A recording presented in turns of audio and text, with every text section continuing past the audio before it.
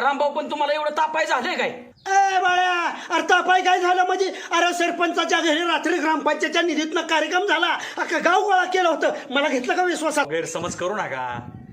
तो सरपंचाचा वैयक्तिक आकार पार्टीचा कार्यक्रम होता. ते म्हणले रामभाऊ दिसते का? म्हणलं नाही बाबा दिसत इथं.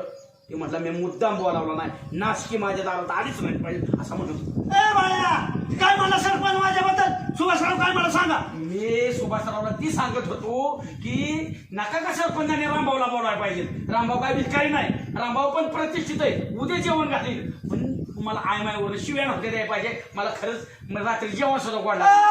म्हणजे सरपंचाने मला आईवरला शिवाय देतोय त्याच्या त्याला आयला संजय मध्ये जर पाहिलं तर माझ्या इतकं वाईट नाही. थोडं शांततेत घ्या. कसं सुभाषराव कशाने शांत कशाला पेटवताय तुम्ही? माणसाने शांत का व्हायचं? सुभाषराव, जर माझा कार्यकर्ता इतका तापत असेल, रामभाऊनी काय करावं? काय करावं पाटील? रामभाऊ